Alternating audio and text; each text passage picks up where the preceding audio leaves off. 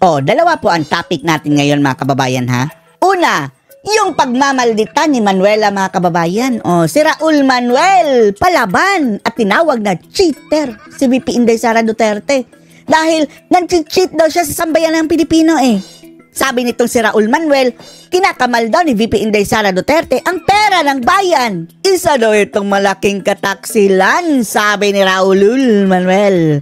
At ang pangalawang topic mga kababayan, ayon dito sa whistleblower laban kay PBBM, ay eto raw ang ating kagalang-galang na Pangulo ay natira daw sa likuran. Na ganyan daw ang bandang likod mga kababayan. At ipaparinig po natin ang kanyang testimonya mga kababayan ha. Pero bago po yan, panoorin pa muna natin itong si Manuela, Raul Manuel. Tayo, yung taong bayan, we were actually... Tayo! Kayo lang! Huwag nyo kaming isali dyan sa kaululan nyo, Raul. Cheated of our funds. Cheated with our funds. As if naman, no? Di ba naalala nyo mga kababayan? Yung sinabi ni Ka Eric, base daw sa kanyang computation. Kung pagbabasihan daw ninyo mga kababayan, nung nakulimbat na nitong mga makabayan black na kongresista, simulat sa pool pa lang, nung naging party list nila, ay billions and billions of pesos mga kababayan. Itong nakuha na ng makabayan black, pero ni isang poste, wala po silang naipatayo mga kababayan. Walang proyekto eh. Anong proyekto mo, Raulol? Baka ikaw ang nag-cheat dyan. Saan napunta yung pera ng bayan? Yung Vice Presidente, Mr. Chair, she cheated the Filipino people of our funds that could have gone to several social services, Mr. Chair. Nasaan ang ebidensya mo na talagang magagamit mo sa korte? Nasaan ang conviction? Yun lang invento ninyo, Raulul. Hindi yan nalagay sa confidential funds, nilagay sa serbisyo. Nalagay sa serbisyo. Safe sana ang mga rebelde. Hindi tayo hahantong sa ganitong sitwasyon. So because of this grave cheating. Grave cheating ang tawag niya mga kababayan ha. Mga opisyal na ito sa taong bayan, ibig sabihin hindi lang yung mga special disbursing officers, hindi lang yung mga security officers, pero ang nakaupong Vice Presidente mismo, Mr. Chair, no, ay Nandaya. Bakit ang sabi ng COA, walang anomalya? Tingnan yung pagmumukha ni Raulol, mga kababayan. Nag-betray sa mamamayang Pilipina, Mr. Chair. Eto na! Maharlika, pahiram muna ng video ha. Share lang natin ito mga kababayan dahil interesting eh. Dahil yaman man lang mga kababayan na sinabi ni PBBM na Sara is unimportant. Para lang daw tempest in the teapot. Yung para lang daw kumukulong tubig doon sa takure mga kababayan. Na grabe talagang kulog. Ganyan. Pero nasa takure lang. Nasa kettle. Unimportant. Kagaya ni Sara na unimportant. Tapos pinag-aksayahan nila ng oras mga kababayan na may impeachment. Di, patulan din natin ito mga unimportant na bagay na mga kababayan tungkol kay BBM. Anong bago Maharlika? Basahin natin to. May nag-send din pala sa akin. Mayroong puting ahas na naman sa Maharlika. Si Bangag pala, according to my puting ahas, nung nag-aaral pa lang siya sa high school. Anong itsura ni Ngag dati? Patingin. Anong itsura mo Ngag? Eto siya mga kababayan, ni minsan mga kababayan, hindi natubuan ng bigote. Si PBBM. Clean cut. Pumapatol pala siya sa pareho niyang espada. Basahin ko to. Sabi sa akin to. Teka lang. Hanapin ko lang. Espada mga kababayan, meaning parehong may lawit. Pumapatol sa may lawit. Ganyan. Ping, ping, ping, ping, fencing. Saan mo nakuha yan, Maharlika, ang impormasyon na iyan? Storm in a cup na naman ba yan, Maharlika? Sasabihin na naman ng BBM, that is storm in the cup. Sabi sa palangga, alam mo yan, sabi niya si Bangag, napakaliit ng bata pa. Kung uso naman ngayon ang text messages. Napaka-L daw mga kababayan. Diba? Nakita ko yan. At basta, hindi lang isang tao nagsabi niyan sa akin. Wala naman sana tayo dito kasi personal na ito. Pero kasi tempest in the teapot na lang daw mga kababayan. Storm in the cup. Kung ordinaryong tao. Unimportant. Kagaya ni Sara, pero pinatulan nila si Sara eh. Kaya patulan din natin itong mga bagay na ito mga kababayan para tabla. Lang ito.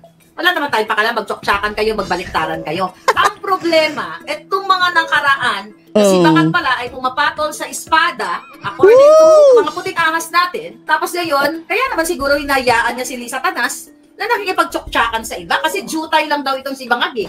Jutay, meaning maliit daw mga kababayan. Sabi ni Maharlika, ha? Jutay lang kanyang pototoy. Parang kwento ko na to dati sa inyo. Ito kasi 1 inch? 1 inch lang ba? mga kwento ng mga kaklase nila. Yung isang nagkwento sa akin, kaklase, ito malapit to kay Imelda, personality ito, kilala ko siya. Yung nag-message sa akin. At ito, kasama niya pa 1980s pa. Ayan o, hindi ko na pwede ba Kasama pala ni Ngag dati sa paaralan. sa lahat ng message niya kasi baka malukit siya, baka magurgur. Mm. Jutay o gamay lang daw. Tapos, nung high school si Bangag, talagang pumapatol sa espada. Espada. Ano? Anong klase espada? Double blade? Yung parehong may blade mga kababayan. Wala na naman tayo kaso sa mga nangyayari ngayon. Ang pinaka-usapan natin ngayon, yung may nagurgur na PSG.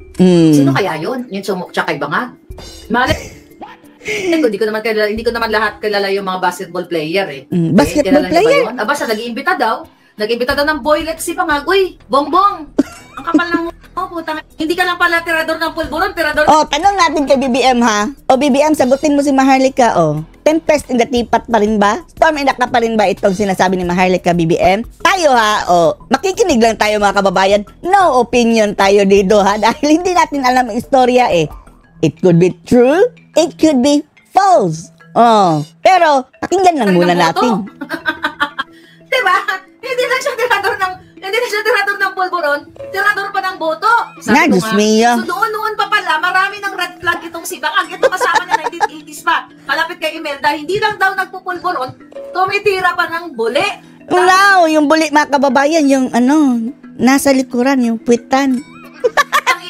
What? Siya pala nagpapatira, hindi. O siya ang ganyan, pluk. Ganyan. Siya tumitira. Ano ba yun? Top o bottom? Pag top, so ano si Bangag? Educate me, mga backlush. Kapag top, ikaw yung ano daw? Kapag bottom, yung nagpapatira daw sa likod, ano ba daw tawag? Ano daw tawag doon? Wala natin na. Malay ba natin? pag bottom, ikaw yung tinitira, gano'n? Ano no? Malay namin. Oh my God. Hindi ko ba ano yung top?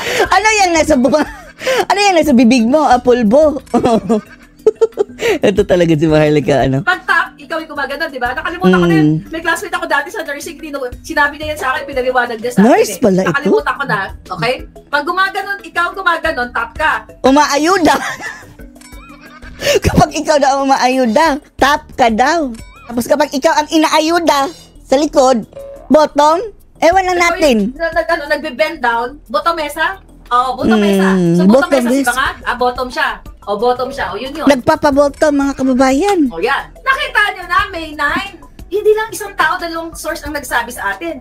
Kaya yan, huwag na kayo pumunta din kay Maris. Wala yan. Bata ba, dito tayo sa issue. Talbog ang issue ni Maris, mga kababayan. Ng mga tao may hawak ng pondo natin. Pag top, yun yung tumitira. O, yun. So si Bangag girl. Wow! Double blade? Yun ba ang sinasabi mo, Maharlika? Mayroong source si Maharlika, Testigo, mga kababayan, na. Mukha ba ang double blade si BBM? Ewan lang natin, na. Pero storm in the cup na ito, mga kababayan. Hindi natin sinasabing naniniwala na tayo, ha? Pero atin lang pakinggan. Di ba, pag buto mesa girl, ito siya nagpapatira. O kaya ng wonder siguro, kaya naman nakikita din sa talas. Kaya ginombag nga siya nung September of 2022, September 19 ba yun? Doon sa taas ng eroplano, di ba? Kaya pala medyo mahinhin. Medyo mahinhin. Gumalaw si BBM, no? Minsan napapagkamalang weak. Weak. Pero hinhin na ba yun? Ewan na natin. O anong gusto nyong topic? Si Maris, o dito kayo? Wag nyo na yun. Hayaan na yun. Mga bagets pa yung mga yun. Sa akin lang, mga palangga. Ibig mo sabihin, Maharlika, kung si Duterte ay kamay na bakal, si BBM ay kamay na bakla. Well, kamay na bakla! Ang problema tayo sa bakling. Kasi may mga kamag-anak akong bakling. Kayo mga bakling, ako din bakling. The point here, mga kababayan, babalik tayo. Sino ba itong namumuno sa atin? Bakit ang inaatupag nila, si Sara, 125 million, confidential fund, At ang ginagamit ni Lisa, mga rebuilding makakaliwa. Si Raul Manuel. Yung si Raul, parang maniniwala tayo mga kababayan na, yung sabi ni Maharlika, bottom na iyon. Pero si PBBM, Shakira. Ngayon lang natin ito narinig. Ewan na natin na kung sino talaga ang source ni ni Maharlika. Nuksak na yan ni Duterte, ni PRRD, Oh. NTFL ka. Pero we need more kwento dyan, Maharlika, sa topic na iyan. Paki-expound. At mas maganda siguro kung mayroon talagang testimonya talaga na base doon sa sino yung tumira. Interviewin natin. Anong masasabi niyo dito, mga kababayan? Post your comments below.